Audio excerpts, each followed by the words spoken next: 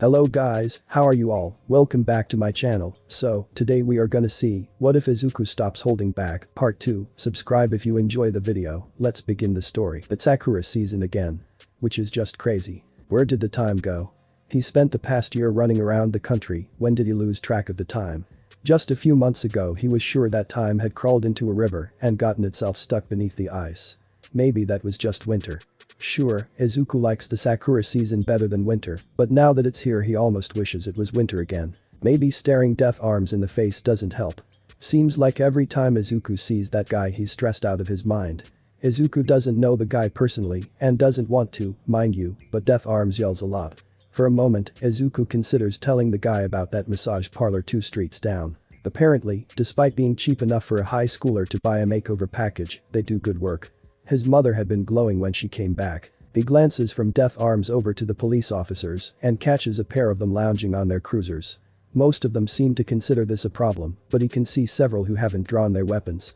The ones he recognizes who aren't taking it easy are holding a meeting, seemingly content with the situation. Considering he's got 3 guns pointed at him and a knife pressed against his throat, he really wishes they would care a little more. Or at least pretend. The villains are close enough that, if his mom followed through with that joke from last week, a rape whistle would probably shatter their eardrums. The street is in a deadlock thanks to the hero's response time and the police acting quickly, but it's a bit of a double-edged sword at the moment. Instead of some kind of chase or anything more exciting, Izuku just stands in the middle of the street while the villains glare at the cops and try shuffling around. Man, how'd this go so wrong? One of them curses quietly. Izuku rolls his eyes. Well, if you were from around here, you'd know the Death Arms patrols the next street over every Tuesday. Leonardo is pretty new, but with the Sakura Blossoms going strong, they're on city cleanup duty, and that storm last weekend left a whole bunch of people complaining. Izuku twists his nose at the desire to sneeze. You some kin to hero nerd, brat. A mirthless chuckle sounds from behind him as someone presses a gun to the side of his neck.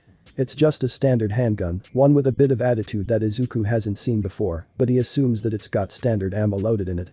How's it feeling knowing they've left you to us? You're not worth it for these cops. Must feel pretty horrible. Yeah, I mean they could at least act like they've got something better to do. Izuku huffs, twisting his mouth as a particularly strong bit of pollen leaves his nose itchy. I didn't mean it like that, I meant what? Oh, you're fine. I didn't think you meant it personally. Okay? Hey, can you like to raise that knife up to my face? I've gotta itch my nose really bad or I'm gonna sneeze. Do you know who you're talking to? You're a hostage. That's kind of a big picture thing, honestly. Look, just say no if you're not going to, this is really irritating and I'm trying to focus. Is this fun for you, brat? What, you some powerhouse playing by the rules, waiting for the media or something? No, I'm quirkless. There's a moment where the weapons pressed against his skin waver, but I really don't want to deal with death arms today, so if you wouldn't mind turning yourselves in, I'd really appreciate it. You guys don't have an out. What the hell are they feeding kids these days, apathy? Hey, you have a word of the day calendar, don't you? Shut up before I gut you. I've got that same calendar, though. Izuku's eyes hurt a bit from trying to look up since the one who has that calendar is directly behind him, so he glances to the side and catches the time from the knife villain's watch. Ah, is that the time? Look guys, can we wrap this up? I need to get home. They gave us this new pre-cal assignment and I'm not really. I don't know if you're dumb or careless, but I'm not going in just because you're a fucking nerd. Izuku snorts a bit. The insult reminds him of Bakum. Reminds him of Bakum. With less heat. Look, I get it, you guys are villains, you're scary, and you manage to get, like, halfway through crime. Which is more than a lot of people can do these days, honestly, Izuku sighs, pressing a hand against the knife to gently guide it away from his neck. The heroes and the police are starting to panic now, and the thugs are stepping back trying to focus on him. Now that he's moving, as much fun as this has been, I've got homework and I really don't have time to stick around. He's half turned around when the 3 villains with pistols fire. 2 of the bullets get snatched up, but the one on his left punches through his jacket with enough force to make him grunt. One look tells him that there's a noticeable hole punched through his shirt and coat, which means he'll need to buy another uniform tomorrow. Do you know how much these things cost? Wide eyes stare back at him as the villains turn their handguns on the heroes and the police, which does absolutely nothing against the tasers and fists coming their way. It's kind of anticlimactic, actually. Next thing he knows a familiar officer is leading him out of the chaos, as if he hadn't just left Izuku to his own devices a few minutes ago. One look at the ambulance on standby and Izuku decides that he's entirely done with this for today. Halfway there he turns and looks up at the officer without bothering to hide his mood. I'm going home. If you need a statement, just come get it later. The officer makes a bit of a fuss over it, but they both know it's a farce. After they picked him up at school, they've made a habit of driving him home from incidents or leaving him on the side of the scene for an hour as they put things in order. Eventually he'd just given up and gone home, which somehow invited a pair of officers into his house to take his statement. When he gets to his complex, roughed up and sporting a blazer with a gunshot, the neighbors take one look at him and start muttering something about how he used to be a good kid. Not the ones he knows, who he helps out occasionally, but the ones who can go a week without getting wrapped up in a villain attack. Izuku has been wrapped up in nearly 10 over the past 2 weeks, and he doesn't even know how. There are 3 more heroes on his way home than there were last month. He's got more arrests to his name than some of the rookie sidekicks on the charts, and he's barely 15. Shit, he's only 15. He feels so much older than that. At least the people talking behind his back treat him like a teenager. No one else seems to, anymore. I'm home. Hey sweetie, oh, another attack, He sighs and kicks off his boots in the entranceway as his mother gives him a sad smile. Everything okay? Gotta buy a new uniform again. Izuku mutters, stripping his backpack off his bag and tossing his blazer over a chair. Luckily, after losing his old All Might themed backpack last week, the foreman from one of his community service projects had gotten him this one as a gift. So far, the sleek green and yellow canvas has proven about as indestructible as he is, which is a blessing. Replacing uniforms every other day is already hard enough. Everything else seems fine, though. That's good, at least. Should we expect company? Yeah, I left early since the hold-up part took longer than normal. They're really pushing pre-cal right now, and I've got enough homework as it is. Izuku frowns as he catches the tired smile on his mother's face. She's already heading to the kitchen, but he feels bad. At this rate, they'll be back to quiet dinners before much longer. -0. Every day he has to get a new uniform, his discussion with whoever is in charge becomes longer. Apparently, he's bought more in 2 weeks than some students have in an entire year, so he's talking directly to the principal now, not that the questions change. He pays out of his own pocket and tells them the truth that he's been in more villain attacks than he wants to have seen in his entire life, but they all have this look of defeat. Izuku is used to that. Finding Kuribayashi-sensei outside the office is a pleasant enough surprise that he actually stops and stares for a moment. Just long enough for the man to take notice, place his bookmark, and draw up himself out of the chair. Kuribayashi-sensei is probably the tallest and most intimidating person that Izuku has ever met, courtesy of his quirk. Despite being very obviously human, the man's upper body is that of a great white shark. According to Izuku's research, his arms are right around where the shark's ribcage would swell out, and the man's back has a long arch to it that leaves his open maw hanging out the front of his button-up. His nose extends out beyond the mouth, such that it hangs over his fangs, allowing him to peer down at everyone through the square glasses mounted atop his snout. The blue and white skin, modeled in all the places where a normal human would pale, is more like reptile skin than shark scales, from what Izuku can see. Somehow, despite his quirk, the man seems very quiet and approachable. Izuku just hasn't gotten over where he should look quite yet. He's sad to say that he's too short to really look up at the man's eyes, considering his line of sight leaves him staring at the man's fangs. Kobayashi-sensei's voice radiates from his open mouth, very clear despite the fact that his lips never move, and it's a very formal heavy baritone. There's a very clear rumble to the man as he speaks, as if his voice comes from something other than vocal cords. Or perhaps he has larger vocal cords somewhere, and his back. Midoriya Izuku-kun. Yes, Kuribayashi-sensei. Izuku bows slightly as the man blinks twice in quick succession. Do you have some time? I'd like to talk about something, should you have a moment. Yes sir, of course I don't mind, but could I ask you some questions about your quirk? Izuku already has a notebook in his hands and tiny stars in his eyes as he stares up at his teacher. A shudder passes over the man as quiet laughter fills the room. That is a rather small price to pay, as long as you're polite. Quirks are rather personal, are they not? I'd never pry, sir, but hybrid anthropomorphic quirks are so incredibly rare. Then, Midoriya-kun, let's walk and talk. They make a hell of a pair walking through the halls. Izuku is used to being an outcast, but being a delinquent is new territory.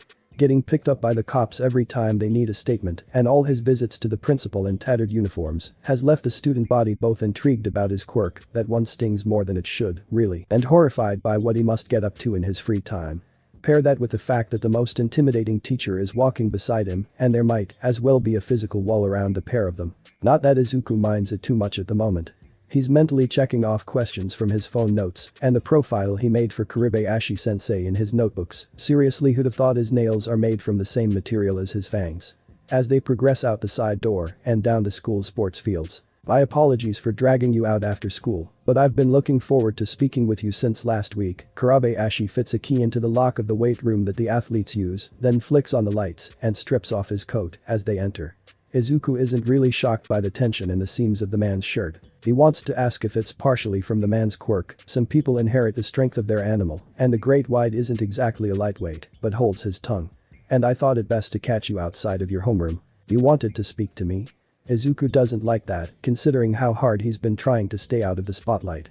Not that it's worked, but he's trying. He follows the shark over to the squat racks and stands there off to one side as the man hums affirmation. I've always enjoyed working out, you see.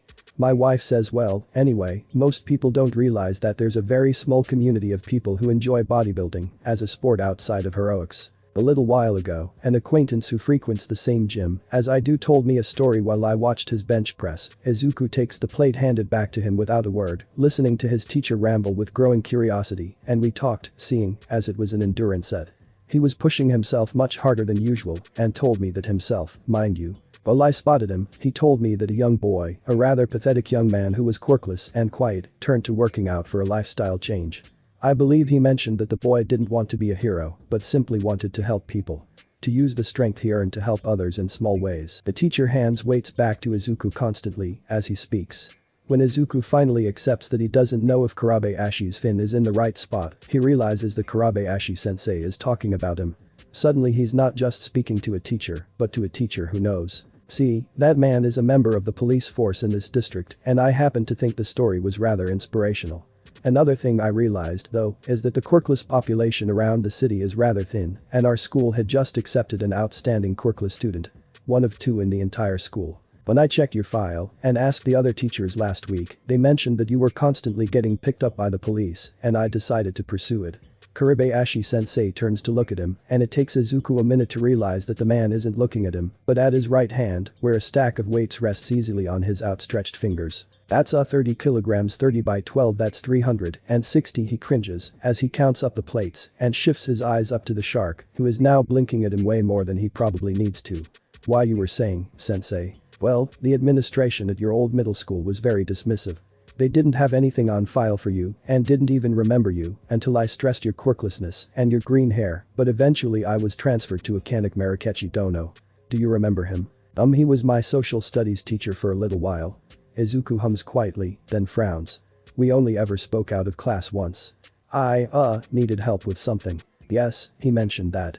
I only spoke to him over the phone, though we seemed to share the same interest in fitness. Kurabayashi hums, removing his glasses and letting them hang from his neck by a chain.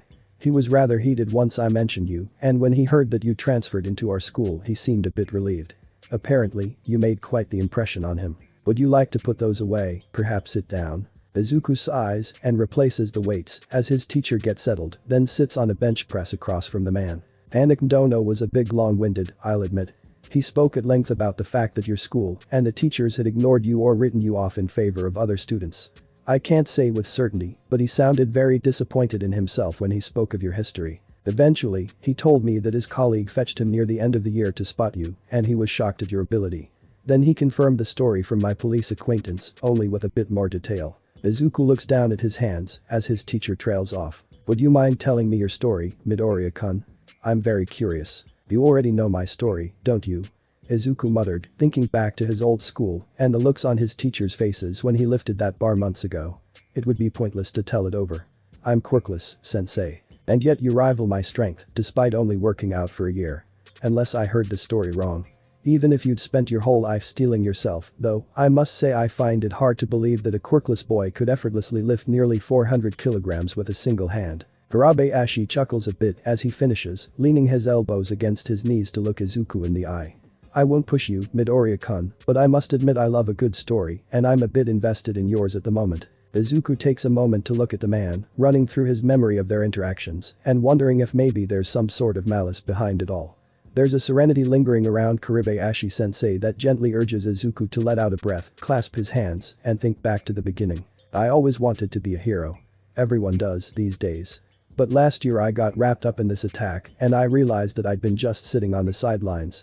I wasn't really trying to become a hero at all, I just expected it to happen, he says quietly. It hurts admitting that. There's so much more that he can't put into words. How can he convey a dream with so much desperate passion? Maybe he can put together a quilt or a canvas to highlight everything he wants. All he has to do is stitch it together with his scars and dismissals, throw in a few lonely nights at the dinner table, and some long detention hours. He starts from the beginning, working out instead of indulging his otaku tendencies, and leaves out nothing of how he went about it. Kurabayashi-sensei doesn't comment at all, though Izuku expects him to. Comments from his old phys ed teacher linger in his mind, along with his decision to ignore her. There's no expression on the man's face to stop him, so he rolls through his months of agony into the months of helping others, expanding his routine into a full-body workout.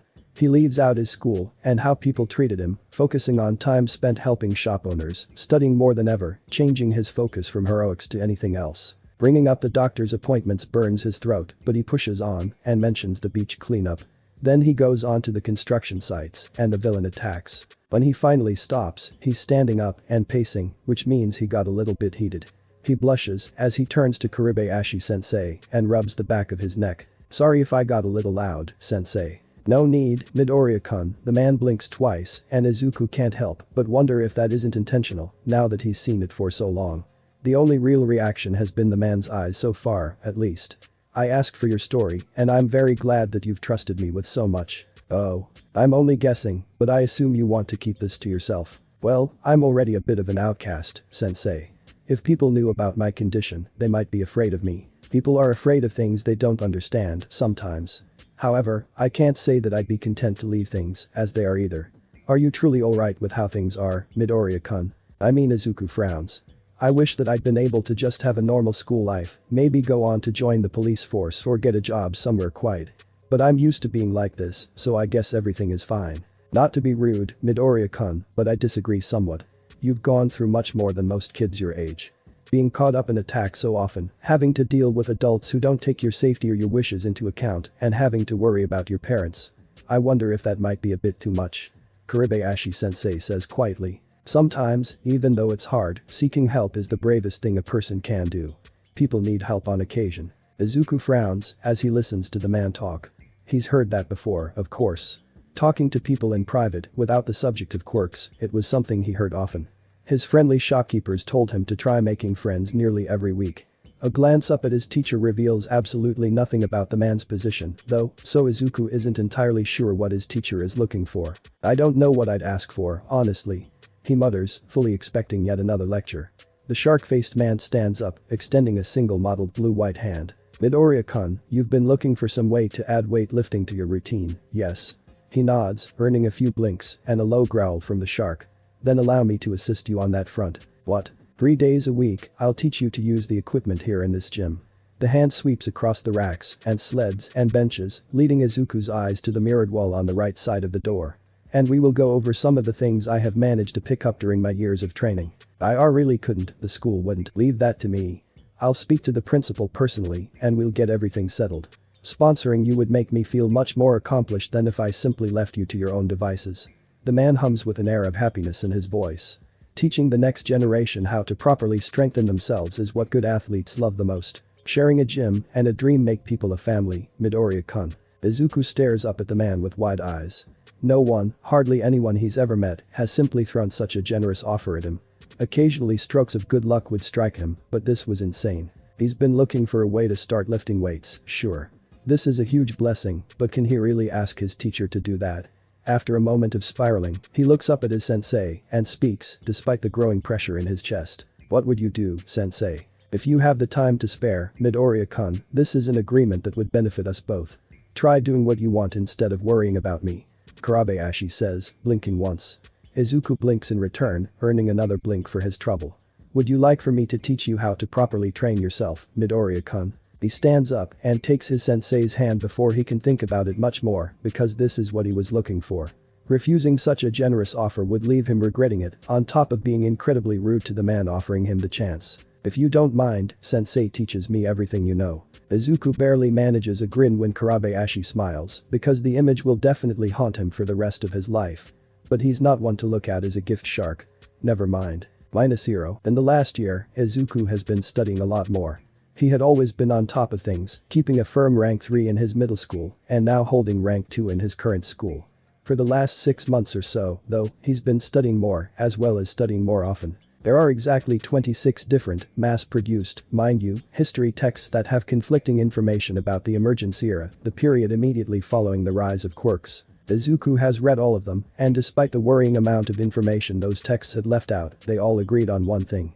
If not for the rapid demilitarization occurring right before the rise of quirks, the world might have fallen into collapse. Quirks, as revolutionary and incredible as they are, do not mix well with competitive sports. Izuku knows this firsthand, secondhand, and thirdhand. Now he knows it fourthhand. Is that a thing? Like, he's reading the books, and there's that whole fourth wall thing. Maybe he isn't an expert, but reading that much history and building your own timeline should make Izuku somewhat of an expert, even if his notes will never see the light of day. And even if he does have his own timeline, he won't ever get to talk to someone who's been there. Knowing humanity, anyone with an immortality quirk would have come out and said something. Anyways. Quirks. Emergence era. When some people have speed and strength beyond normal, you need more rules to keep things fair. While world borders strained and governments did their very best not to collapse under the sudden change in demographics, world relations very nearly crumbled to nothing. Countries turned their eyes inward rather than worrying about international affairs. Worldwide competitions like the Olympics just couldn't survive in that environment. Several years after the rise of quirks, when heroics was firmly cemented as a job, UA decided to capitalize on the lack of a national sensation. At least, from what he's read, that's Izuku's best approximation of how Japan ended up frothing at the mouth over a bunch of high school students fighting over a gold medal. Any other year, Izuku would be sitting at home, pumped full of caffeine with a stack of notebooks ready. He'd probably have his computer ready to replay slow motion and take screen captures, and there would be a tab open to his favorite chat room. This is not any other year. When Golden Week started, just after his talk with Karibayashi-sensei, Izuku got an email from an old friend. After transferring a decent amount of virtual currency to the return address, as a thank you, Izuku spent most of his week off studying the files that he'd downloaded.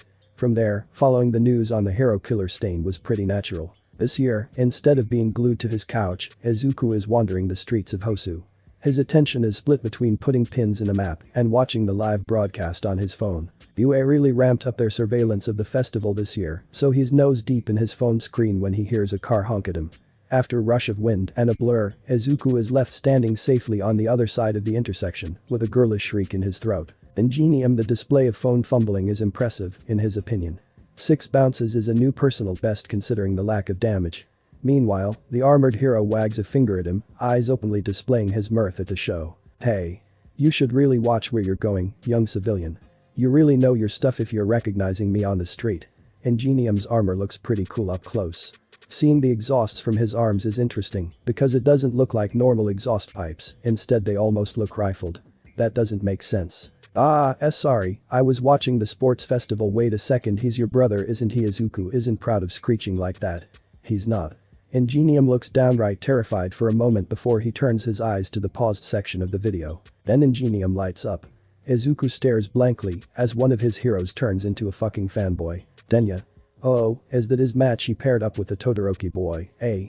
That's a bold move, but he's sure to get through the cavalry battle. This is a replay, right? My team is supposed to update me, but they can't watch the whole time, you know. Could you play the video, if you don't mind? I would really appreciate it. Would you tell me about your quirk while you're here? Izuku whispers hoarsely, already rewinding the clips with shaking hands. The hero hums for a moment before he laughs. You're a fan, Promise you won't tell anyone else. Izuku nearly breaks his neck to nod, and Ingenium laughs as they walk to a nearby bench. Okay. Only this once, for a fan. For someone doing me a favor, at least. Now, let's see.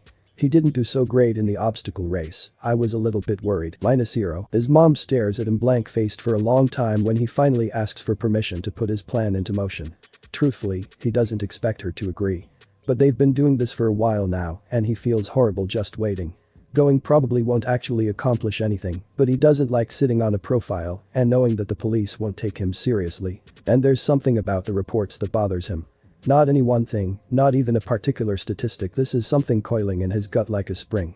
Something he can't put his finger on. Call it a hunch or a premonition. Let me get this straight, Izuku. She sighs, digging her fingers into the bags under her eyes. You want me to willingly let you stay out past curfew and travel a prefecture over to Hosu City for an entire night so that you can chase down a wanted murderer? Izuku thinks about it, then frowns. Well, actually, I'm a bit worried about the train fare. I've saved some money from working with Smith-san, but it may not be enough to stay overnight in Hosu and the return trip. They stare at one another for another few minutes. You want me to pay you so that you can go and chase a wanted murderer around a different city for a night?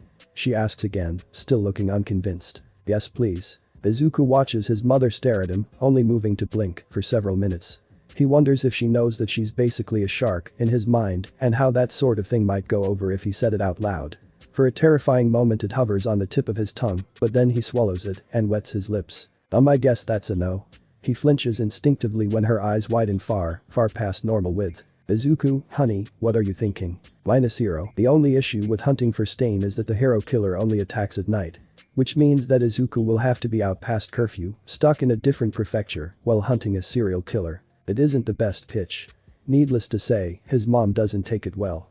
She buys a bottle of wine and tries to sneak a bottle of whiskey into the house. Izuku doesn't appreciate that, but she doesn't say no. After another few days to work up the train fare, he decides that giving his mom a heart attack by asking outright again probably isn't the best idea. He leaves a note on his desk and sets off with a full backpack, stuffed with 2 changes of clothes. It's not like he can't handle a night out of the house. He's 15, for crying out loud. -0. After almost 7 years crawling the streets of Mustafu for heroes, Izuku knows his home city fairly well. Hosu City is different, but not different. It's still a city, people are still going about their business. The flow is just different enough that he feels out of his element without really knowing why. Maybe it's nerves. He's prowling for a serial killer this time, not heroes. Taking a day out of school isn't really that hard, but he doesn't have more than one, so he wanders the edges of the commercial distractions, tracing the lines between residential and business sections. Pins go into his map for him to return to later, but he never lingers more than a few minutes in each part of the city. His profile puts Stain somewhere just outside the central districts of the city. Certain portions of the city have connecting alleys, and when Izuku cross-references the layout with new hero patrol routes, he's got a handful of likely sites. The problem is that he has a handful of possibilities, and he's on foot. The day passes without an attack. Izuku takes it as a blessing, despite the tightening sickness in his gut. His night gear is simple. One of his older workout sets has reflectors taped on, and his hair gets stuffed into a ball cap. Everything else gets stuffed into a backpack for his inevitable return home after the late patrols.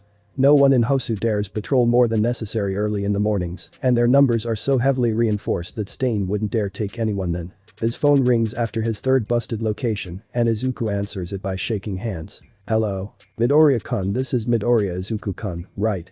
Izuku stops in his tracks when he hears the voice coming through the line. He hasn't forgotten, exactly, but he'd been a lot more focused on the detective's quirk at the time. Why yes, this is Midoriya Izuku, Detective-san. Ah, I'm sorry, I've forgotten your name. Tsukauchi. Midoriya-kun, I just got a call from the police over in Hosu. Apparently, your mother called in a tip that you'd be out past our mandatory curfew looking for trouble. Normally the uniforms would go looking, but your name is a bit of a flag in our system right now, so they called me. Wait, you flagged me? Doesn't that mean I'm a person of interest? Izuku blinks. Tsukauchi-san, I'm going out on a limb to say your quirk works over the phone. Most quirks don't, but you're a detective, and they seem pretty reliant. No, unfortunately. I'm just a regular detective making a call, as a favor to a worried mother. Midoriya-kun, are you in Hosu? Would I be in trouble if I was? He mutters. Your mother claims that you haven't run off, but minors are supposed to be indoors by now. Technically this is truancy, or disobedience. I forget the exact clause. According to the Selective Administration of Regional Activity Restrictions, a minor can be fined, placed in juvenile detention facilities, or be subject to disciplinary action, courtesy of the school authorities, depending on the circumstances of the arrest and the authority of the minor's guardians.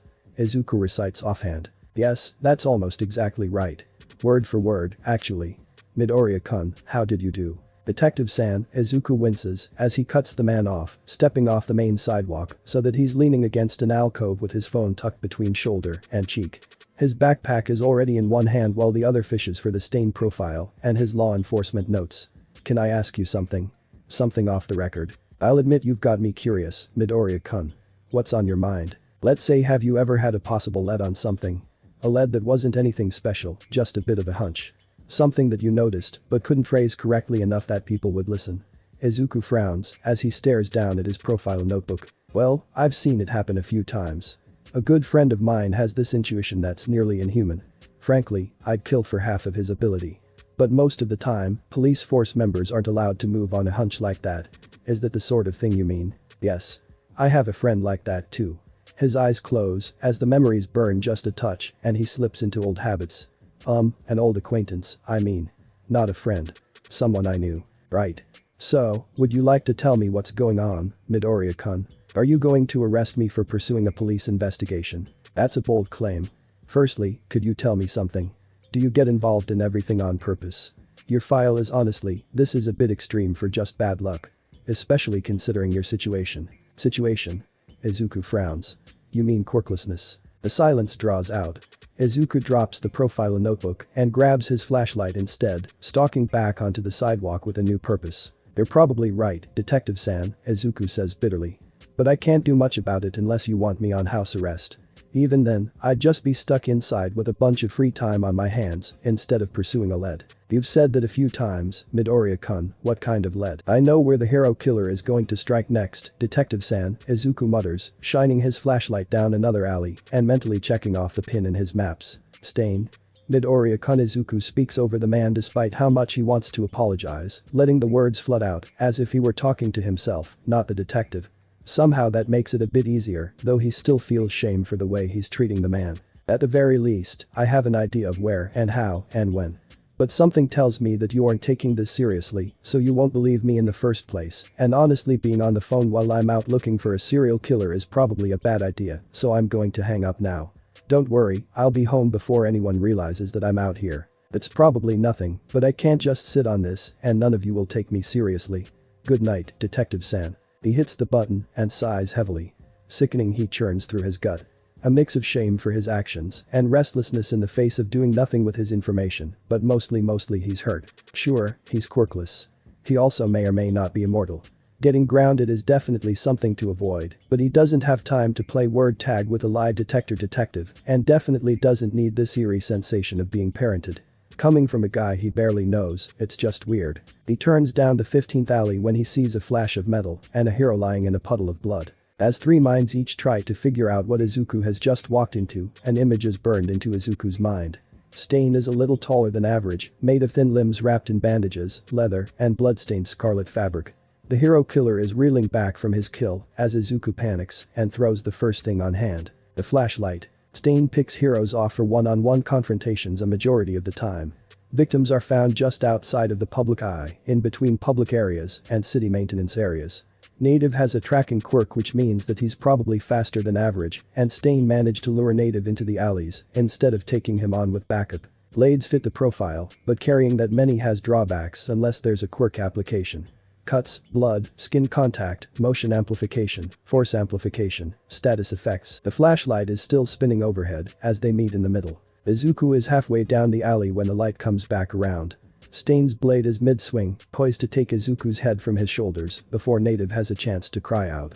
The blade breaks against Izuku's forearm and bounces off his neck, howling as it flips into the space between them, and Stain is gone with the pieces before the light finally passes overhead. "Glee, boy," Stain snarls. Buckles pop as knives fill the air between them. Izuku's teeth grind as he snatches them out of the air. "I already have my prey for the night, don't be a fool." The flashlight clatters against the pavement when Izuku throws the killer's knives into the air behind him and reaches out to parry the man's wakizashi. Panic fills him every time he parries a blade barehanded. A tiny voice in the back of his mind rocks back and forth, whispering what if over and over. He can't see Stain move. He can only see the attacks carving through the alley. Between action and reaction, he can trace the orange glow left along the blades, as if burning the air might break their limit. Izuku's hands meet the blades until he can see the afterimages of his fists and Stain's arms. Eventually, though, Stain gets through. The wakizashi slips through his guard and slams against Izuku's ribs hard enough that it shatters the blade. A yelp escapes him as he skids back, running a hand over his side. Whatever your quirk is, it must be powerful. But at your age you could only be a sidekick. Don't let yourself be chained to his ilk, Stain mutters, dropping his ruined blades to draw new ones. The pair of them glance towards the hero bleeding out against the wall before they fall back into step. "Leave me be, and I'll ignore this. You don't need to die tonight. Sorry, but I don't plan on just walking off." Izuku's voice rises as he assumes a rough stance.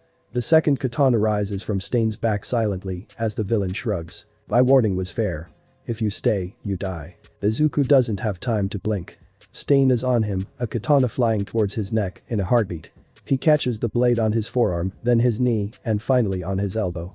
The alley shudders when Stain's blade draws back and the air between them collapses into the wake of the assault. Stain leaps back, then up, bouncing off the walls to bring his sword down like a guillotine. Izuku's eyes widen, tracing the edge of the blade as orange brightens to yellow and the air between them begins to hiss. His shoulder is already slack, twisting backward as his hand rises to meet the attack. The world begins to fade as the blade snaps between his fingers. His enemy lands and leaps back in the same step. Izuku doesn't mean to flip. He's already in the air, passing Stain as the hero killer lands and twists out of the way, overshooting the mark so that he lands with his back to the enemy. A leg rises as his shoulders roll back, bringing his foot down where Stain's head should be with enough force to leave him buried up to his calf in the pavement. Stain leers at him from the shadows near the mouth of the alley, hesitating for the first time since Izuku threw the flashlight. You can keep up with my speed. Speed that only All Might can attain. Stain growls. Izuku squints at him and pulls his ankle from the rubble. That's kind of self-serving. I've met him. You're nowhere close to that level. Izuku huffs and kicks to shake the rubble from his sock. What's your name, boy? What the hell happened to your nose? Izuku snorts. You seriously think I'm going to tell a serial killer my name? I'm young, I'm not stupid. Give it up already, I need to get this guy to a hospital. I would know the name of my rival. Stain growls, taking a pair of knives from his waist holsters. Or I can take the moment to kill that man and return to our fight. I'm nobody important. Just a screw-up. Izuku sighs.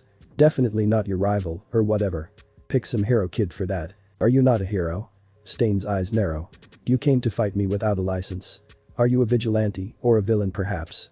What kind of villain? I'm just a kid. Izuku snaps, clenching his fists.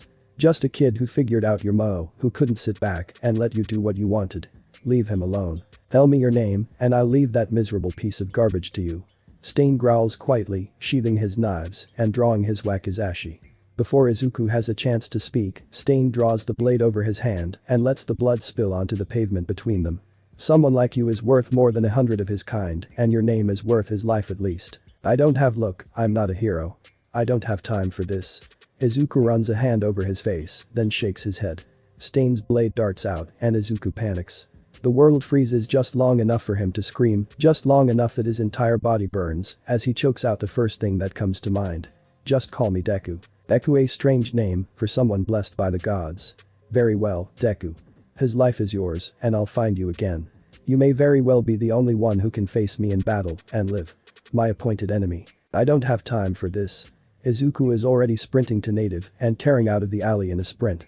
When he realizes how cold the hero is, he puts a little more force into his step, damn the consequences. -0. He doesn't check the time until he's dumped native in the nearest emergency care ward.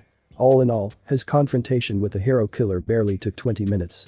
That revelation alone destroys him for a moment, either because the fight is a blur or because it feels as though he's aged a lifetime in those 20 minutes. Eventually he drags himself off his bench, thanks it for supporting him in his time of need, and trudges back into the city. He misses the last train, opens the map on his phone, and stumbles back to the edge of the city. Once he's sure that he's got a straight shot to Musatafu and he's secured his belongings, he puts a little pep in his step and breaks into a dead sprint in what should be the direction of his apartment. Needless to say, his mother is not happy when he returns.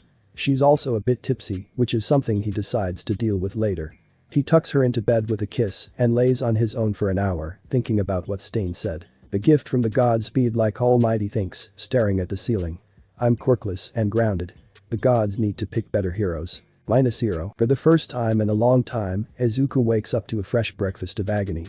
He's mostly numb to it, though it's been long enough that he shuffles into the shower like an old man. A hot bath kicks the pain into the back of his mind where it waits like a snarling animal. School passes in a blur. He takes notes and answers questions without thinking, force feeds himself a meal, and does it all over again. By the time the final bell rings, he fully intends to tell Kurabayashi-sensei that he can't train today. Instead he finds Kurabayashi-sensei waiting in the weight room beside a metal contraption that vaguely resembles a person. He knows better than to start a staring contest with his teacher, but after a brief inspection of the machine he stares up at his teacher knowing full well that he won't win. Sensei. Did you get this for me? Yes, Midoriya-kun. Kobayashi-sensei's voice lilts as the man blinks twice in quick succession. After weeks of training, Izuku can firmly say that the man blinks to express all types of things, but knowing doesn't make it less jarring. It's all he can do to smile when the man turns to the machine. This is a device that we often use with small children who possess strength quirks. A friend of mine who helps out with support gear took this one and tweaked it. Apparently, this should help with your applications of force. Izuku frowns. The contraption looked like a person, from the elbows to the shoulders and neck down to the thighs. A small screen sits behind a sheet of plastic in the middle of the chest, and the metal is pretty seamless. Red and green circles are painted over certain spots that Izuku vaguely recognizes: kidneys, heart, lungs, arteries, and joints, but overall it doesn't look like more than a metal mannequin. So, what, I'm supposed to punch it? Izuku waves at it, glancing towards his teacher. Well, that wouldn't be a great start, no. Here, let me tell you, Korebayashi is surprisingly adept at moving slowly, something he's worked with Izuku for over the past 2 weeks. Moving slowly doesn't quite do the man justice, though. Considering the size of his frame and the odd way his snout juts from his shoulders, Izuku is sure that he's spent his entire life learning how to do simple things. Like reaching for the switch at the base of the mannequin. The screen flashes to life with a bouncing smiley face. Izuku frowns while Korebayashi-sensei rumbles happily. From what I've been told, this device will measure the force applied anywhere you touch the frame. If you put too much force, the device will make a sound. It also measures where you put that force and how it's distributed. The green face will change to a yellow or a red if you knock the person unconscious or kill them, respectively. Korebayashi-sensei recites, sliding out of the way and crossing his arms as he stares at the device. My advice would be to start off with a simple touch and slowly increase the pressure until you have a good understanding of what you can afford. Izuku does his best to swallow the knots in his throat. His body throbs as he recalls Stain's blade shattering under his fingers. The small part of him that still can't believe in his powers is so much louder now than it was when lives were on the line. I'm really grateful, Korebayashi-sensei. But I'm mostly invulnerable and more than fast enough to run. Is learning to attack really something I mean? What if I lose control and kill someone by accident? He trails off near the end, staring down at his hands. Midoriya-kun, Korebayashi-sensei hums, laying a hand on his shoulder. Why do you help others? Why not? Izuku slides the man's hand off his shoulder and stares at him as if the question itself is insulting. What's wrong with helping others if you can? Even if you can't, why shouldn't I help people? Korebayashi-sensei rumbles and turns, taking a seat on one of the benches so that they're eye to eye. He crosses one leg over the other, folds his hands, and peers over the frame of his glasses. Perhaps you are safe, young Midoriya. Perhaps you'll never be in any danger at all, or else your gifts will protect you from all the bad luck this world can throw at you. Were you anyone else, I could be convinced that you were capable of hiding, Korebayashi-sensei says. But I have the pleasure of knowing you better than that, Midoriya-kun. You are brave enough to throw yourself into battle for the undeserving. You help others without question, without stopping to consider if you can or the task is beyond you. The fact that you worry for others is admirable, and it speaks worlds of your character. But neither of us are stupid. You don't know what's happening to you. I don't believe that anyone can run from their problems forever, Midoriya, and our world is rather dramatic. When your troubles catch up to you, I fear that they will involve others, no matter how hard you try. So, Izuku's eyes burn as he thinks back to the day this started. Tears well as he thinks of the shopkeepers along his jogging route. His hands shake when he remembers natives' blood dripping from his hands in the lobby of a hospital. When he thinks of his mother, of everything he's already put her through, he wipes his eyes and takes a shaky breath. Let's not think of this as learning to fight, Midoriya-kun. Korebayashi-sensei doesn't speak until he's sure Izuku is ready. He stands and takes a deep breath, clenching his fists hard enough that his entire body shudders. Learn the limits of your gift so that you may use them for the sake of others. That has always been your strong suit, has it not? Izuku grins and sniffles a bit, still fighting back tears, as he nods. When he turns back to the machine, he thinks of All Might. The #1 hero surely had to do something like this, right? Save everyone. He digs in deep, trying his best to engrave the words into his soul. Save anyone and everyone you can, however you can, no matter what it costs you. Let's work on your form, Midoriya-kun. Korebayashi-sensei rumbles happily, blinking quickly as he gently corrects Izuku's stance. If you break your own hand punching something, then you're the only one to blame. You know how to fight, sensei. Izuku mumbles curiously. People will pay good money to see a shark in the ring, Midoriya-kun. He nudges Izuku's foot out a tad, then taps his knee until Izuku slides backward. And I was a bit overzealous when I was saving to propose to my wife. His mother warned him not to get too caught up in his mumble storms. After the incident with Ingenium, and with the slough of other incidents to his name, he really should have learned by now. This one isn't entirely his fault, of course, but no one is going to admit that. One day after his session with Korebayashi-sensei, he's walking down the street caught up in imagining the limits of his strength. Not the unlimited aspect of his strength, but the level he can use against other people, or buildings, gods forbid. They've been doing the strength limiter training for almost 4 days now, and he's nearly accustomed to the limiter that he needs. Hey. The pressure of something metallic and circular presses against his back, and Izuku looks up for the first time in a few blocks. Of course, when he looks up, he looks into the scared eyes of a group of hostages and turns around to find someone pressing a shotgun into one of his kidneys. That's about right, isn't it? To the left and right of the spine. Looking more than a little upset and maybe a bit confused. Oh. Is this a robbery? I wandered into a robbery, didn't I? Yeah. Get in the fucking circle, Dumbus. The one with the shotgun seems to be the leader, so Izuku shrugs and wanders over to the circle. Before he can sit down, though, he notices an old woman near the edge, shifting around uncomfortably. Izuku sighs, turns, and wanders towards the edge of the store with his hands up. Gimme a sec, kid, did you not fucking hear me? Sit the fuck, I did. I'm going, she needs a chair. Izuku frowns at the lizard quirk person, lifting a padded chair in one hand and cocking an eyebrow. Do you want your hostages complaining? I like them docile and not batshit insane, thanks. The leader growls, pressing the shotgun into his gut again. Izuku snorts, then pushes the muzzle away and walks back to the circle. Once he's got the old woman situated, he notices the mother comforting her child and pinches his lip. It isn't until the mom stuffs some of her blouse into the child's mouth that he decides he can't really ignore it. The leader gapes at him when he stands up again and points at one of the villains. Hey, he really doesn't want me to move, so could you do us all a favor? See that stroller? The villain blinks in shock, then points to a stroller, only Izuku to point at a different one. No, that one. Yeah. Can you just thanks? Hefting the stroller by a cross-section, Izuku waddles it through the crowd to the mother, who looks at him gratefully, with a little bit of caution that Izuku chooses to ignore. The baby quiets down when she receives her pacifier and blanket. Once he's told the mother how cute the little girl is, he wanders back towards the edge of the circle and sits down, trying his best to ignore the people staring at him. Hey, kid. I'm curious. How the fuck do you wander into a hostage situation? The leader finally growls, looking too confused at Izuku's situation to keep his mouth shut and just let things play out. Izuku sighs. I just had a lot on my mind. And, I think the officers let me wander in here on purpose, honestly. The looks he gets from the villains are mixed. He tries not to dwell on the pair who look at him with pity in their eyes. The police let a civilian wander in here on purpose. What, you got some crazy quirk?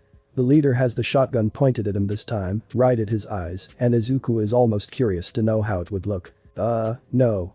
I'm quirkless actually. The leader gapes at that, then offhandedly mutters, you got a death wish. Izuku glances towards the flashing lights on the police cars outside, then back at the shotgun. I mean, I'm not actively trying not to die. Izuku shrugs. The leader frowns.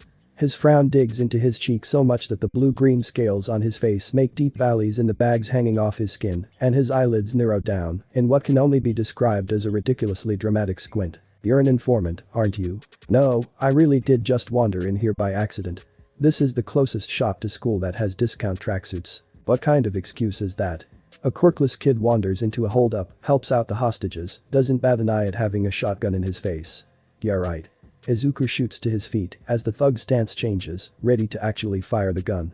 I'm not going in without a fight, especially not on some stupid. The blast tears through the shop and Izuku actually skids backward a bit as the shrapnel from the shot tears into his gut.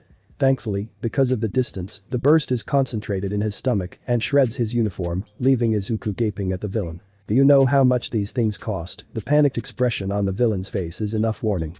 Before the second shot goes off, Izuku moves. He can't control how fast he is very well or how much force is behind his steps, but the green, black, and blue blur racing through the store manages to catch each of the 6 villains and knock them out of sorts before it tumbles over a discarded weapon and slams into a display with enough force to knock over the shelves. When the police storm the place, seeing the disturbance, they find the 6 disoriented villains and the crowd all staring at Izuku, lying on his shoulders with his feet in the air and a frustrated look on his face. 2 of them he recognizes from other scenes. One of them is on his phone as a police contact. You guys should be ashamed of yourselves. Izuku sighs. Izuku hates it when the adults in his life are right. Not out of spite or because he wishes he were older.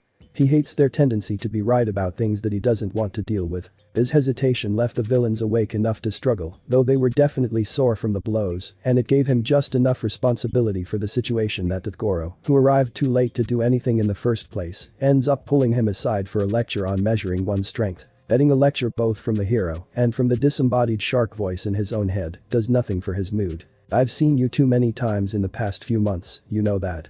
The hero growls, looking down at him with a firm frown. And now, you go pulling something like this. What would you have done if you'd killed someone, or if you hadn't been fast enough? In a hostage situation, your job is to sit there and not cause trouble. Izuku sighs. Death Goro's frown is even more stern now, and he jabs a meaty finger into Izuku's chest. Quiet, kid. No matter what, using your quirk without a license is illegal, and you endangered everyone in the building by doing what you did. Okay, look, you weren't even there. Izuku snaps, because this is the third time he's been lectured by a hero in a year, and today is the worst possible day to deal with this particular one, though there's one Izuku would probably like seeing even less. I wasn't escalating the situation. The police let me wander into the scene, and I was minding my own business playing damsel in distress, but he thought I was a cop because they did that instead of following procedure. And for the last time, I don't have a quirk. Izuku doesn't glare at the hero, but he slaps a hand across his chest and frowns. If you'll excuse me, I need to get home and change and figure out how to pay for another school uniform, considering I was just shot. Izuku takes a little pleasure in the expression on the hero's face as he storms off, knowing that he'll get another police visit tonight and his mom will give him a look and his wallet probably can't handle the cost of the uniform. Before he can leave the scene, one of the hostages, a girl he doesn't recognize wearing a uniform he definitely recognizes, catches him by the shoulder. Excuse me. Izuku frowns in her direction, then panics because this girl goes to his school and why the hell is she talking to him? She doesn't seem to notice and smiles at him nervously as she starts talking. I just wanted to thank you. You were really cool in there and I recognized your uniform, but I thought maybe I should introduce myself, you know. I'm Tachibana Konomi, Class 1D. Izuku hadn't seen her on campus before, but that didn't say much since he was basically ignored by most of the student body and completely avoided by his classmates. Spending time on campus was limited to class, lunch in the classroom, and gym time with Karibayashi-sensei. And, if he was honest, he wouldn't have noticed her. Tachibana-san was cute, but not the type that Izuku could ever dare to approach. Chestnut-colored hair pulled back by a blue headband, heterochromatic eyes, one flashing sharp red and the other impossibly rich blue, and a height that left her slightly shorter than him made her about as average as he was in the grand scheme of things. Not that Izuku could consider himself average anymore. Her eyes changed, turning yellow-gold in between blinks, and Izuku shook and made a little noise of shock at the change. She frowned. Oh, sorry. My quirk changes my eye color. I need to get going, I just wanted to say thank you. Really. I hope you're okay. Izuku watched her dart off into the mess, leaving him to sigh and curse himself for freezing up just because a girl spoke to him. If it wasn't bad enough, his mother's reaction was a stifled laugh and an awkward pat on the shoulder. At least he knew they were related. Going to school was nothing more than routine, despite being more than 2 months into the first term. The only real break he got from being a pariah was his time with Karibayashi-sensei. Karibayashi-sensei is more of the quiet type, and Izuku appreciates that. Usually they share no more than a nod when they see one another before a training session. Walking beside the man leaves an even wider wake than Izuku usually leaves, but the presence is calming. Of course they would avoid the pair. It isn't just Izuku when there's an anthropomorphic great white shark involved. Ew. Izuku yelps as a finger is thrust out of the crowd, hovering a centimeter from his nose. Staring down the finger leads him straight to a pair of eerily familiar emerald eyes. Midoriya-kun, you know this student? Karabayashi rumbles. Karibayashi-sensei, is he in trouble? Is he really a delinquent? Tachibana almost looks like she's pleading, completely losing the angry set to her eyes as she turns to their teacher. Izuku glances back and forth between the two as the crowd starts to chatter. Whispers may as well be laughter in his ears, dialing up the blush on his cheeks until his ears might actually catch on fire from the heat. Midoriya-kun is a model student. Anyone who believes him to be a delinquent is someone I would very much like to have a word with. Kobayashi-sensei's voice overtakes the crowd, causing many of the students to flee. Izuku probably would have too if he didn't know the man. That was definitely the loudest he's ever heard the teacher speak, and it had an edge to it. He swallows against a knot forming in his throat. So you're not a delinquent? Tachibana frowns at him. Oh, of course not, Izuku stammers. I'm used to people saying things like that, though. I never told anyone anything different, I guess. Midoriya-kun, sometimes you're a bit too quiet for your own good. Karabayashi blinks twice, the way he does when he's happy or cheeky, and Izuku shrinks a bit at the way he says it. Well, I'm glad my hero isn't a delinquent, but your character could stand a bit more. Tachibana sighs. I don't know. You're awfully plain for a hero. I meant not a hero. Izuku yelps. Tachibana raises an eyebrow, eyes flashing a vivid purple hue. Really, I'm quirkless, first of all, and second of all I just wandered into that situation by accident. What kind of hero? Perhaps we should talk more in private, students. Kobayashi-sensei's tone lowers, and the man's snout leans down a bit more, leaving Izuku staring straight into his teacher's inky black eyes. I'd very much like to hear about this incident, Midoriya-kun. Well, I have the time, I guess. I'll message my friends that I'm staying a bit later. Tachibana sighs, whipping out her phone with grace that Izuku envies. Her smile is sly as she follows their teacher down the hall. Besides, I don't believe that whole quirkless thing for a second. I was just there with a friend to buy a new charm for her school bag. We had barely been in the shop for a few minutes when the villains came storming in and rounding everyone up. We were panicking, everyone was really scared because the leader kept talking about shooting someone, but then after like a half an hour, Midoriya-kun came wandering into the shop out of nowhere. Tachibana chuckles at the memory, because apparently Izuku's blush and groan are amusing, he came in kinda out of it, talking to himself and staring at his hands. For like a few minutes, we just stared as he wandered around the store. Then the leader of it all walks over and points a shotgun at him, asks what he's doing, and Midoriya-kun goes, "Oh, I wandered into a robbery again, didn't I?" "I did not. That was the first time, sensei, I swear." Izuku isn't sure why his voice is so whiny. The shark blinks at him, then turns back to the girl. "He said that. He did." The way Tachibana grins at him has to be betrayal. It's wispier than he remembers the last time he felt it, but definitely, probably, betrayal. So he's going to sit down, and everyone is staring at him wondering what the hell this weird kid is doing, or at least I was, and he just stops. After a little bit he starts walking out of the circle. The leader stops him right as he grabs this chair, and Midoriya-kun goes, "You don't want your hostages complaining, do you?" And the leader looks at him dead in the eye and says, "I like them docile and not crazy." I nearly lost it laughing, my friends had to cover my mouth. Then he keeps going, but this time he asks a villain to push a stroller over, and then he helps out this cute little baby and her mom, and he sits down. So then he starts talking to the leader, says the police let him wander into the robbery, and all this crazy stuff, then he says he's quirkless, and the leader shoots him. Before he could do anything the second time, Midoriya-kun was flying around the shop knocking things over and hitting the villains, almost knocking them out, but not really, and he slips or something and ends up upside down when the police come storming in, and he goes, "You should be ashamed of yourselves." Tachibana actually does start laughing then, slapping the bench as she cackles at Izuku's misfortune. Kobayashi-sensei, of course, rumbles and blinks more times than Izuku can count, leaving Izuku feeling even more betrayed than before. "They did let me wander into that robbery," Izuku says aloud, trying his hardest not to pout as he stacks weights on the squat rack. "I asked him later, and those traitors let me go in because whenever I'm involved things wrap themselves up quickly or something like that." What kind of strength quirk user claims to be quirkless, though? Tachibana breathed, finally recovered from her cackling. Izuku freezes before he can step up to the bar. For a moment he thinks about how ridiculous it is. Most of his life, he'd have given anything for a quirk. Now, though, over a year after he gave up on his dream of being a hero, he's got something that isn't a quirk, but may, as well be. People assume he's blessed, even though he's spent his entire life as an outsider. Quirkless, and now cursed to be called a liar for telling the truth. "I am quirkless. No one knows what's wrong with me." Izuku mutters, just loud enough to be heard, as he takes the bar across his shoulders and lifts, going through the motions. "It sure doesn't look like anything is wrong with you." "How much weight is that, sensei?" Tachibana sounds indifferent. Izuku hopes it's indifferent.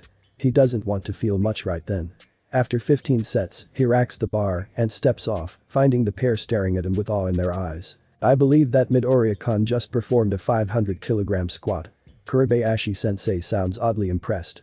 Izuku isn't used to that. "I'm a bit hurt, Midoriya-kun. When were you going to tell me that you're bulletproof?" "I didn't want you worrying, sensei."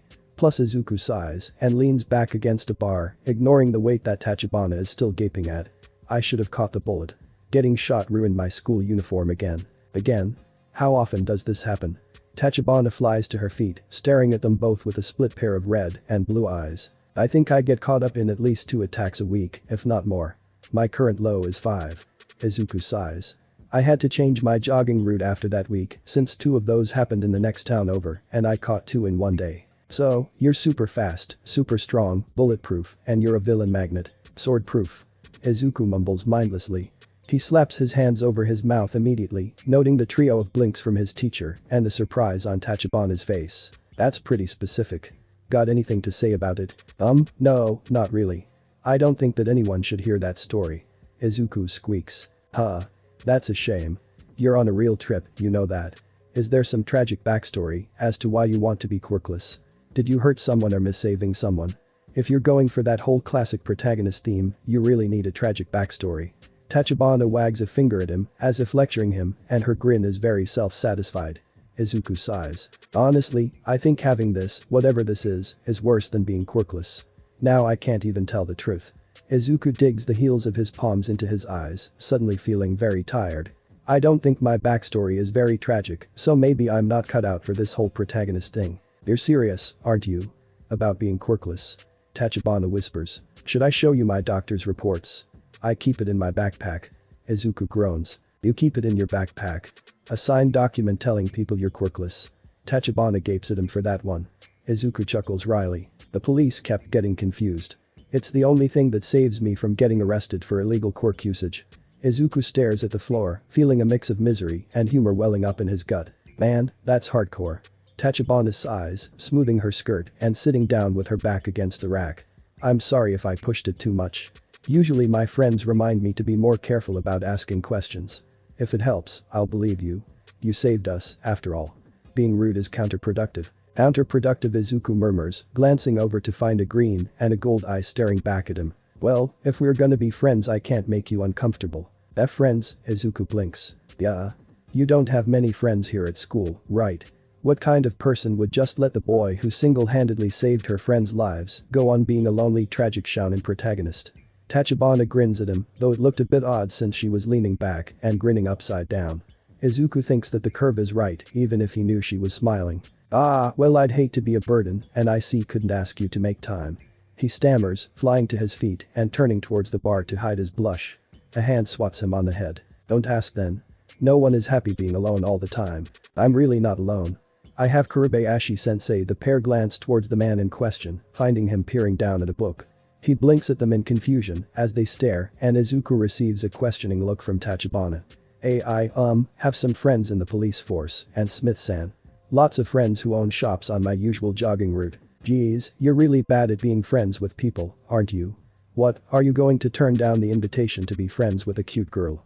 Tachibana cocks an eyebrow at him, leaving him both confused and much more red than before. That has to be cheating, Izuku sighs. Nothing is that easy. Not even friendship, apparently. Tachibana's friends are, understandably, not excited to meet the infamous delinquent of Class C.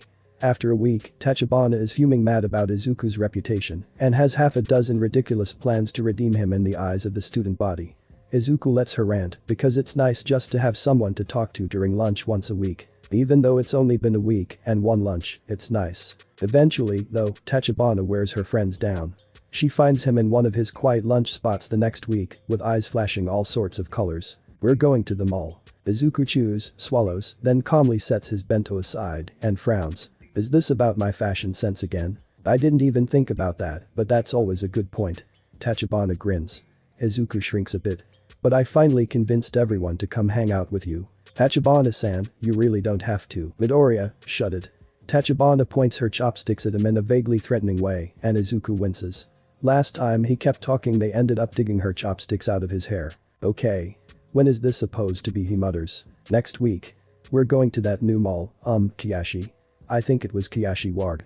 Basically, after finals are over, on the first day of summer. Tachibana's eyes flash yellow and red and she frowns at him. Try not to get involved in anything crazy, okay? Tachibana-san, you know I'm not actively doing this to myself, right? Izuku sighs, resuming lunch and praying to every god he can remember that maybe he can take a little break. At least a day. On his run the next day, Izuku sees a plume of smoke. Somehow, one of the apartment complexes he passes on his way to work has caught on fire. The police aren't there yet, but the blaze has fully engulfed the upper floor of the building and Izuku knows this route all too well. Not a single hero on his route has any firefighting experience and none of them are equipped for this. Before anyone can realize what he's doing, Izuku runs through the half-assed line that the two heroes who have arrived have made and ignores their shouts of panic as he charges in. He does his best not to worry about breathing. Once he pulls his shirt up over his face, there's no real issue other than seeing what's in front of him. When he's barely halfway through checking the rooms, he hears someone scream. A bonfire blocks his way down the hallway as he tries to get there. The hesitation lasts all of 2 seconds before Izuku cocks a fist backward, shifts his stance, and swings. The gale that tears through the apartment complex kills all the fire and engulfs everything in smoke, leaving him almost worse off than before.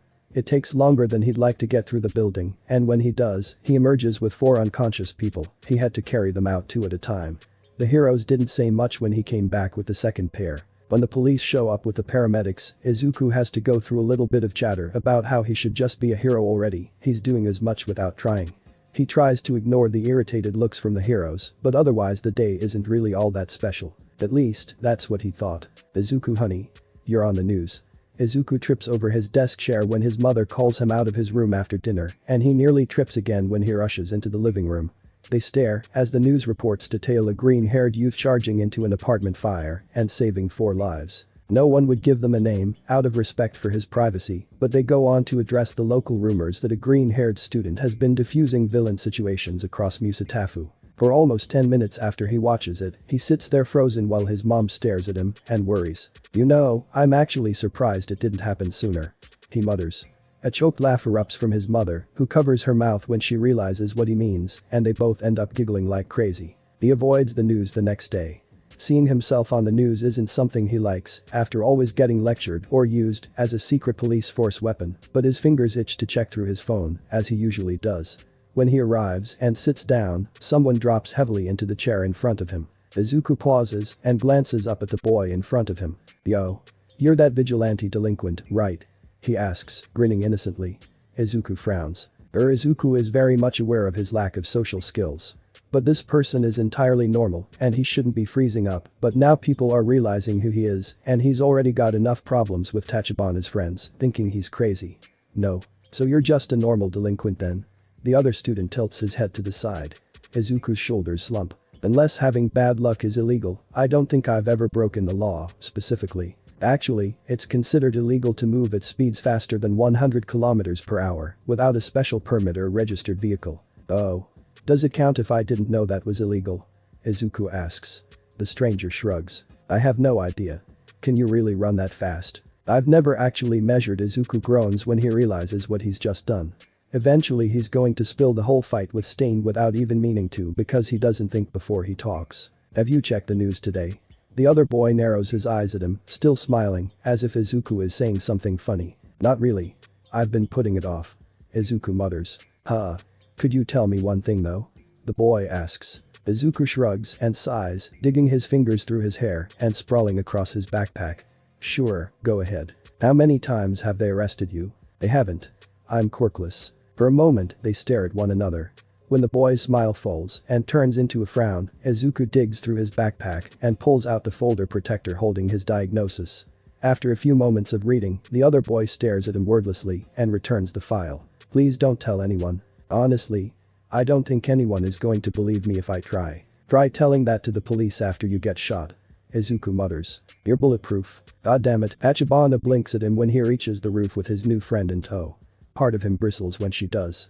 He spent 3 months with Karibayashi-sensei, and now he can't help thinking that people blinking at him that way are laughing at him. Apparently I'm famous. He drops to the concrete of the roof, careful to say it quietly to avoid letting everyone else on the roof know. Hi. Are you in on his secret identity too? Yeah, he saved me and a few friends from a robbery. Tachibana answers. What's this about being famous? I don't have a secret identity, Izuku mutters. Ah, sorry. I'm Nobutaka KB. Call me KB. He offered a small bow to Tachibana and a grin for Izuku's sake. Midoriya-kun here got caught dragging some people out of an apartment fire yesterday, and now every new outlet in Tokyo has a report on the Mustafa vigilante. No one knows his name, though. Tachibana grins at him too, and Izuku thinks the pair of them look like hyenas. Stop it. Please. I've got enough problems just trying to be normal. Izuku sighs. He's got a bit of a complex about being quirkless. Tachibana stage whispers. KB rolls his eyes. Why are you so worried about it? You've basically got your own quirk, and you're like All Might now. Izuku flinches, apparently noticeably enough that both of his companions notice. See, could we not talk about All Might? Izuku murmurs, trying to eat while he still has the appetite. Sure thing, Midoriya. KB says gently. Honestly, I was just excited to hear that you're not some raving delinquent murderer. You thought he could be a raving delinquent murderer? He couldn't even speak properly when I approached him the first time. Tachibana snickers. Izuku rolls his eyes. There was a lot going on. Izuku mutters weakly. So, is talking just something you're terrible at? KB asos, finally unwrapping what looks like a lunch. He's not that bad once he gets over the initial part. Tachibana offers. Izuku snorts. Thanks for the vote of confidence. If we gave you confidence, you'd be the overpowered rival character, not the tragic protagonist. Pick one already. Tachibana mutters around a mouthful of fruit. Does that make Kaken my rival or Stain my rival? Izuku wonders, looking up at the sky. Korebayashi-sensei doesn't do much more than blink once when Izuku brings KB along to their session that afternoon. The two strike up an interesting conversation about Izuku's exploits, and Korebayashi-sensei scolds Izuku for running into a burning building, even if it was to save people, before he starts their training. Part of him wonders if it's really training anymore, or if Korebayashi-sensei is simply remaining after school to let him use the gym and improve himself. Either way, he's happy that his teacher has been so kind. When Izuku maxes out the weight on the bench, rack, and a deadlift bar before he even gets started, KB gapes at him. Midoriya. You're a twig. Don't show off, just he trails off, as Izuku looks him dead in the eye and picks up the deadlift bar with both hands, standing up, as if the bar weren't even there. Just to prove the point, Izuku adjusts, then starts lifting the bar, as if it were a dumbbell, just so he can watch KB's jaw drop. That's how the fuck. Language, young Nobutaka. Korebayashi-sensei rumbles. But Midoriya, how much is that? This is 300 kilograms. I'm up to 1250 on the squat rack. Izuku mumbles, going through his routine with the deadlift bar. KB laughs hysterically as Izuku goes through a few motions with the bar that definitely shouldn't be safe. You're a little green all might. I'm not a hero. Izuku growls, nearly dropping the bar as he shifts his gaze to KB. The other boy returns his glare evenly until Izuku drops his eyes, gently setting the bar down and moving towards the squat rack. And I'm never going to be as amazing as All Might. Yeah. Okay, Midoriya. Sorry, I forgot you don't like to talk about it. KB sighs. So, what else do you do? Other than working out, I mean. You said this started because of some crazy routine. 300 push-ups, sit-ups, squats, 10-kilometer run every day. Izuku grunts out between squats. I thought it was 100, Midoriya-kun. Korebayashi-sensei chirps. That was what I started with. I tried, at least Izuku grunts, as he re-racks the bar. I only managed about 20 or so of each for the first week, then I almost died from the pain and dropped a bunch, and then it started getting out of hand. My old phys ed teacher nearly had a heart attack when I benched 400 kilograms out of nowhere. Damn. So, can anyone do this? KB chuckles. Izuku actually laughs at that, but then he stops. Huh. I never really stopped to think about that. But aren't there still physical fitness competitions? Ones that ban strength quirks and stuff? Izuku asks. Korebayashi-sensei looks up from his book and blinks. Actually, there are competitions for quirk users, non-quirk users, and for different metamorphic users. The last one is more divided in judging, though.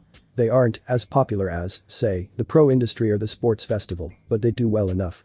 People have done these things for centuries. Korebayashi-sensei doesn't smile often. Izuku is so glad the man seems to know not to do it often, but he offers a bit of a smile and taps his biceps. I've known quite a few people who use fitness competitions to learn or actually compete in them. I guess there's still competition for everything, huh? Art is like that too.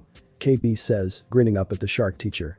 Izuku snorts. I only ever paid attention to heroes before. Guess I was missing out. You're a hero nerd. KB asks uncertainty. Used to be. Izuku steps up to the bar and lifts. Being a hero was my dream. I gave up on it a little over a year ago. Started working out instead. So, what, you turned from an otaku to a bodybuilder overnight? KB snorts.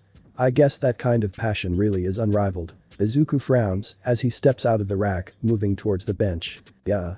Something like that. Hey, so, what else have you done? Other than stopping all those villain attacks. Izuku lists off the beach cleanup, the reconstruction work, and a few of his odd jobs helping clean Musatafu. KB shakes his head as he stares at the blocks of weight on the ends of the bar. Man. Never thought my high school delinquent would end up being an immortal saint. KB mutters under his breath. Izuku rolls his eyes and KB blushes slightly. You haven't seen him do much more than warm up yet. Korebayashi-sensei rumbles, blinking sporadically over his book. Life will never be the same now that I know you, will it? KB cocks an eyebrow at Izuku as he starts in on his second set. Hey, at least you don't get used as a deterrent. Izuku grunts. What does that even mean? According to Miss Tachibana, Korebayashi-sensei slips a bookmark into his book and stands, heading towards the corner where Izuku's dummy is left between sessions. The police let Midoriya-kun wander into a hostage situation just to speed things up. KB spins, staring at Izuku with wide eyes as Izuku sits up. The bastards got me shot. Izuku grumbles. You got shot. I'm indestructible, from what I can tell. Izuku sighs. Bulletproof, sword-proof, knife-proof, it all just hits my skin and stops or breaks the blades. What? Here, pinch me. Izuku grins wryly as he holds out a hand. KB takes his arm and inspects it instead, then pinches him several times in quick succession. Hey, ow, ow, ow. You said once? Not 5 times. What makes you think once isn't enough? Izuku rubs his arm, staring up at the boy with wide eyes. Holy shit, you're God, aren't you? Are you actually a shounen protagonist? Izuku sighs, ignoring the question in favor of walking towards the dummy and switching it on. I have no idea. Izuku steps into the stance Kurabayashi-sensei showed him for standard MMQA fighters. He's done this for 3 weeks, every day. Alright, so what does this thing do? You gonna practice ripping its head off or something? Izuku gapes as KB rubs his hands together, almost gleeful at the idea. Why no? Izuku shakes his head and turns back to the dummy. This is for keeping my strength in check. If I used my full strength with every punch, I'd kill someone. So, warm up. 0 speed. He reminds himself. Without any exertion at all, he lays a 4-punch combo across the sensors. Each time, he pauses with his fist against the device, then pulls back. Midoriya-kun has been studying anatomy and various techniques for boxing since I managed to procure this machine. Kurabayashi-sensei croons, folding his arms as if Izuku were his star pupil. Izuku shakes his head in praise in the man's tone. His improvement rate has been beyond what I imagined, but I suppose that's Midoriya-kun's style in the first place. I do this every day, 3 times. Even without the dummy. And I know a couple people who give me advice, sensei. Izuku murmurs. Low power. Soft punch. First gear. His punches fly hard enough to leave the dummy shaking, but he makes sure each blow is complete before throwing the next. KB frowns from beside their teacher. After 3 rounds of punches, Izuku bounces on his heels and widens his stance. Low power. Second gear. The screen briefly flashes yellow as he lands the 3rd punch, a blow to the ribs, and Izuku winces. He goes through the combo until he keeps the device green and adjusts his power level. He just kinda looks like he's reaching out and touching it. Is that all this is? KB mutters from the side. Kurabayashi-sensei nudges him. Midoriya-kun, why don't you show him what you can do? The last combination should be fine. If I skip, I'll lose pace. You won't always be able to remind yourself of your power levels. You need to know that in a fight, things just happen. Trust yourself. Kurabayashi-sensei growls. Yes, sensei. Izuku mutters. The final combination, then normal power. 3rd gear. Normal power. Gear. KB snorts. What are you, a row? Izuku's fist flies. On the screen, a constant yellow screen shows as he lands all 17 hits in quick succession, hitting every single point that he knows can take his normal power hits. When he returns to his stance, the machine wobbles violently. KB blinks at the shaking machine. Huh? What just happened, did you hit it? Izuku sighs as Kurabayashi-sensei shakes with laughter. I hit it 17 times, actually. KB looks at the device, flashing a green happy face. Prove it. The screen flashes yellow for a half second if the force exceeds the normal amount a person can take at that point of the body. Kurabayashi-sensei explains. Izuku offers up a flick at normal power, straight to the stomach. The screen flashes red and remains there for a second before returning to green. It will flash red if Midoriya-kun uses lethal force. Originally, the timer on the screen was much slower, but Midoriya-kun raised it to keep up with him. Half of a second is the fastest it can manage. Here. Izuku drops to one knee, flips a pair of switches so that the screen is changed.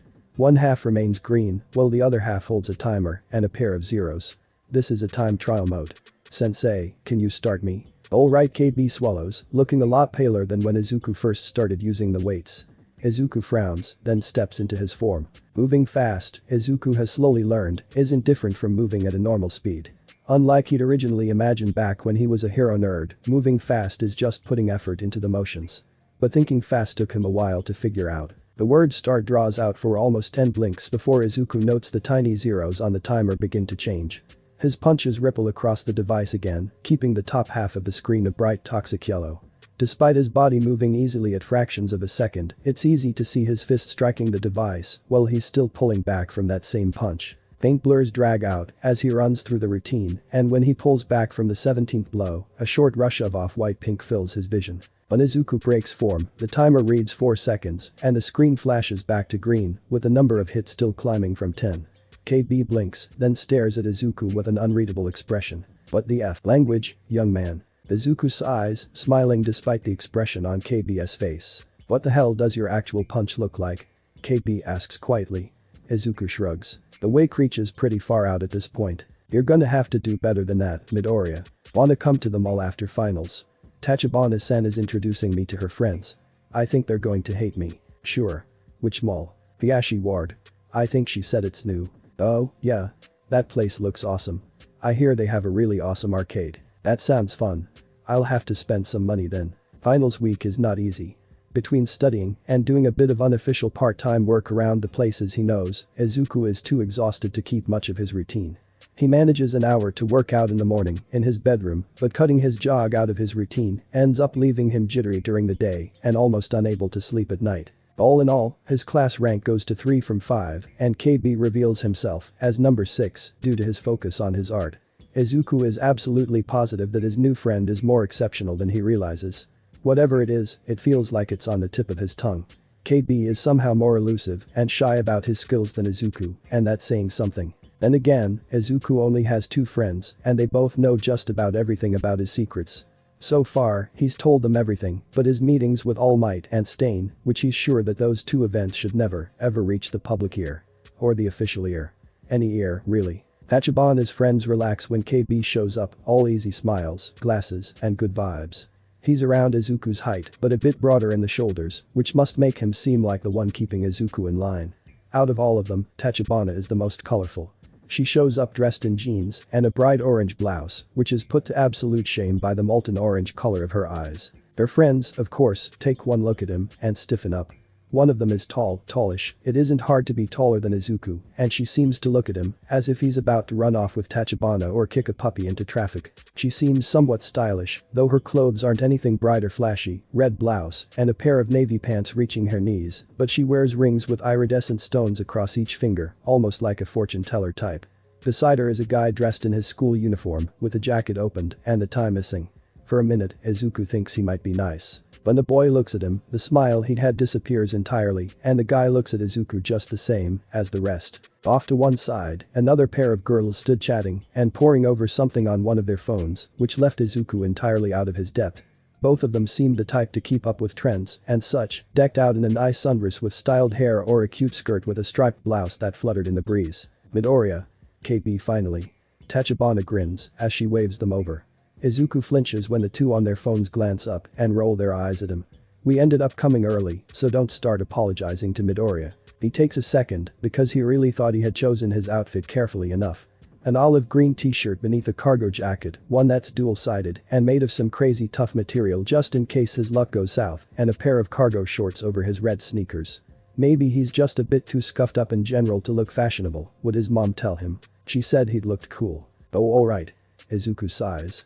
He turns to the others and offers a bow that's probably deeper than it should be for classmates, but he's not exactly off to a great start anyways. It's nice to meet you all. I'm Midoriya Izuku. I hope we can be friends. Ignore him, he's terrified of you all for some reason. KB laughs at the stunned expressions from each of Tachibana's friends. Call me KB, I'm Midoriya's classmate from Class C. Nice to meet ya. Isn't he supposed to be, I don't know, a serial killer or something? Izuku slumps a bit when he hears that. Tachibana, for all her good intentions, immediately turns to her friends and snaps. Hey. You guys promised to give him a chance. She cries. Hachi-chan, you know I trust you. The tall one says. Her voice whines a little more than Izuku would have imagined, but not all tall people have deep voices. Assuming is rude. But no one is just going to jump in and decide he's not a delinquent in 5 minutes. He saved our lives. The heroes would have done as much. One of the girls, the dress girl, down the walk says. She purses her lips as she looks at him, then smirks and laughs behind one hand. Not trying to be ungrateful. But he also provoked the villain. I'm really sorry about that. Izuku offers. His voice sounds pathetic, but that's better than being rude. And he had actually made things worse by talking to the leader that time. Do we want to go shopping? KB ASOS, catching everyone's attention. Izuku really envies him and appreciates him at that moment. I heard this place has a super awesome arcade. Eventually, they all move towards the mall. Izuku frowns as Tachibana catches his arm and offers him a tight smile, obviously not happy with the result. Hey, sorry about that. I promise that they're good people. Her smile wants some and she looks after her friends as the pair drift back some. We're pretty normal, I think, but they're not dumb either. They'll warm up to you. Tachibana-san. She glances at him curiously, eyes still vivid orange. From the short distance they're standing, Izuku can tell that she's delicately threaded black through the iris to make her color pop, almost glowing. Thank you. For being my friend, I mean. Izuku smiles, as wide as he can, and digs a hand through his hair nervously. I mean even if they don't like me, or whatever, you're being really nice. It means a lot. Tachibana grins, then slips behind him and pushes him towards the mall. Don't go getting sappy on me, Midoriya. Izuku yelps as she shoves him forward, catching everyone's eye as he's all but shoves into the crowd of them and nearly jostles the tall girl. Oh, and you should smile more. You look prettier when you smile, after all. What does that even mean? Wait, I'm not supposed to look pretty. It's a joke, Midoriya. KB cackles. But you do look prettier when you smile. Sorry, I almost ran into you. Izuku glances up at the tall girl, watching her lift an eyebrow before she shrugs it off. Tachi-chan always does shit like that, don't worry about it.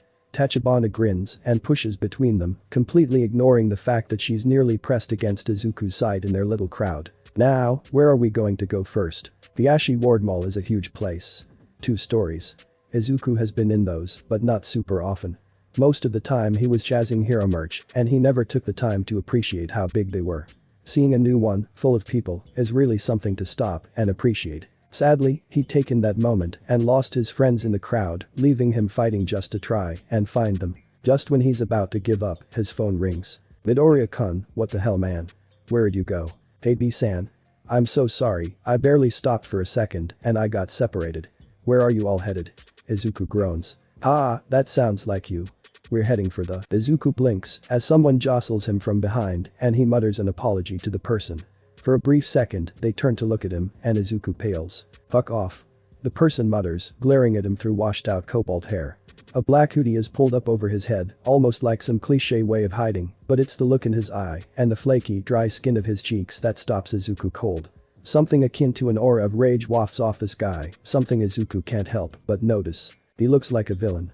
Like someone just waiting to be given even the smallest reason to go off the rails. Fucking hero brats, the man mutters, wandering off into the crowd. Yeah. Izuku blinks, snapping out of his daze. Hey B-san. Hey, did you trip or something, man?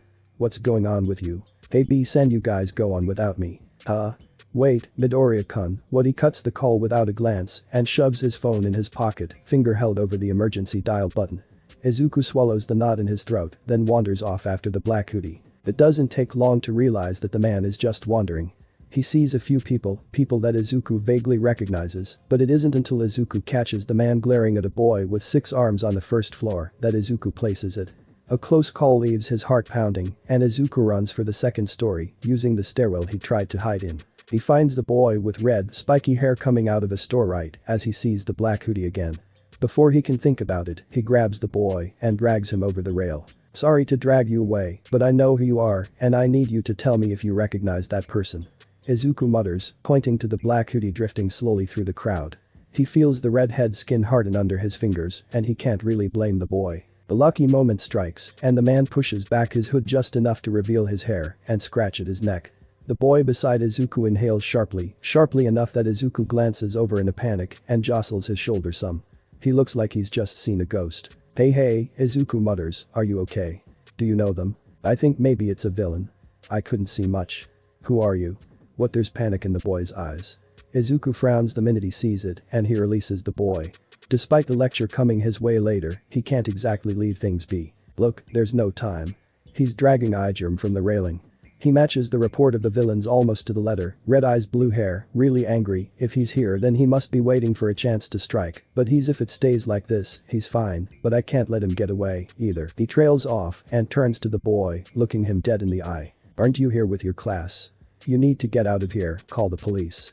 I'll track him, here's my number just in case, okay? Izuku doesn't wait for anything else.